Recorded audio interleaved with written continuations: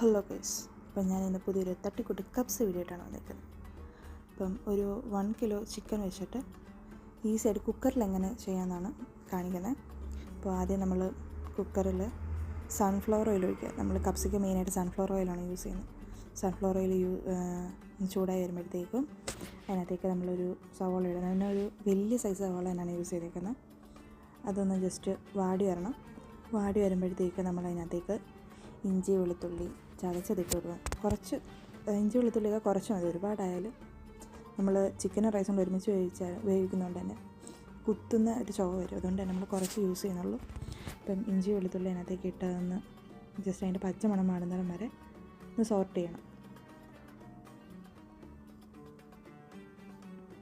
അപ്പോൾ അതൊന്ന് വാടി വരുമ്പോഴത്തേക്കും നമ്മളതിനകത്തേക്ക് ഒരു 7-8 പച്ചമുളക് നമ്മളതിനകത്ത് യൂസ് ചെയ്യുന്നുണ്ട്. പച്ചമുളക് നമ്മൾ ഫുള്ളായിട്ട് തന്നെയാണ് ഞാൻ യൂസ് ചെയ്തേക്കുന്നത്. ഇപ്പം കപ്സയ്ക്കൊക്കെ നമ്മളങ്ങനെ ചതച്ചൊന്നും എടുത്തില്ല, ഫുള്ളായിട്ട് തന്നെയാണ് എപ്പോഴും യൂസ് ചെയ്യുന്നത്. പിന്നെ അതിനകത്തേക്ക് നമ്മൾ 2 മീഡിയം സൈസ് തക്കാളി യൂസ് ചെയ്യുന്നുണ്ട്. തക്കാളി ഇതിനകത്ത് കപ്സയ്ക്ക് എപ്പോഴും അരച്ചാണ് യൂസ് ആക്കാറ്. ഇപ്പം അരച്ച് യൂസ് ചെയ്യുമ്പോഴത്തേക്ക് അതിൻ്റെ നല്ല ഫ്ലേവർ ചിക്കനിലും റൈസിലും ഒക്കെ നന്നായിട്ട് പിടിക്കും. കപ്സയുടെ മെയിൻ ഒരു ഇൻഗ്രീഡിയൻ്റ് തന്നെയാണ് ടൊമാറ്റോ. അപ്പം ടൊമാറ്റോ നല്ലതായിട്ട് പേസ്റ്റ് ആക്കിയിട്ട് നമ്മളിതിനകത്തേക്ക് ഒഴിച്ചു കൊടുത്ത് അത് നല്ലതായിട്ടൊന്ന് തിളയ്ക്കണം. തിളച്ച് അതിൻ്റെ പച്ച കുത്തലൊക്കെ ഒന്ന് മാറുന്നതിനും വരെ നമ്മൾ അതിനകത്ത് ഇളക്കിയിട്ട് തിളയ്ക്കുന്നതിനും വരെ ഒന്ന് വെയിറ്റ് ചെയ്യണം.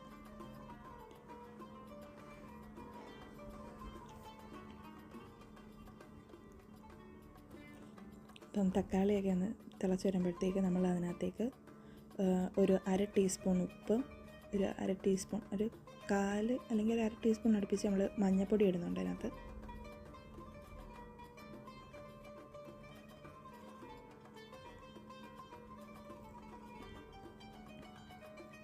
പിന്നെ ഇതിനകത്ത് മെയിൻ സാധനം എന്ന് പറഞ്ഞാൽ ചിക്കൻ മസാലയാണ്. അപ്പോൾ ചിക്കൻ മസാല 1 ടീസ്പൂൺ അടുപ്പിച്ച് നമ്മളിതിനകത്തേക്ക് ഇടുന്നുണ്ട്.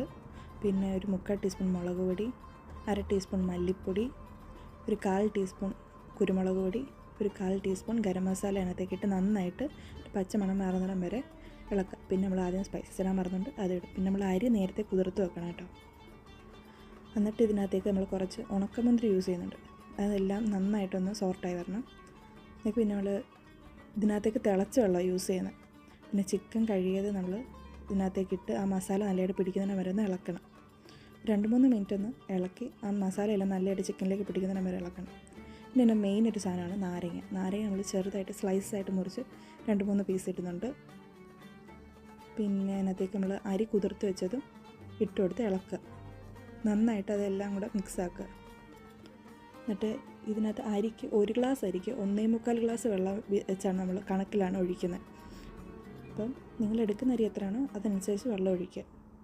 എന്നിട്ട് ഇതെല്ലാം നന്നായിട്ടൊന്ന് ഇളക്കി ഉപ്പുണ്ടോ എന്നുകൂടെ നമ്മൾ ഉപ്പ് കുറച്ച് മുന്നിട്ട് വയ്ക്കണം. അരിയിൽ ഉപ്പുണ്ടോ എന്ന് നോക്കി വെള്ളം തിളച്ച് വരുമ്പോൾ കുക്കറിട്ട് അടച്ച് 1 വിസിൽ അടുപ്പിക്കുക. എന്നിട്ട് ആവി പോകുന്നിടം വരെ അടച്ച് വെക്കുക. ആവി പോയി കഴിയുമ്പോൾ തുറന്ന് ഇളക്കുക. അപ്പോൾ നമ്മുടെ തട്ടിക്കൂട്ട് കപ്സ് ചെയ്ത റെഡി ആയിരിക്കും. അപ്പോൾ ഇഷ്ടപ്പെട്ടെങ്കിൽ സബ്സ്ക്രൈബ് ചെയ്യുക, ലൈക്ക് ചെയ്യുക. Bye-bye.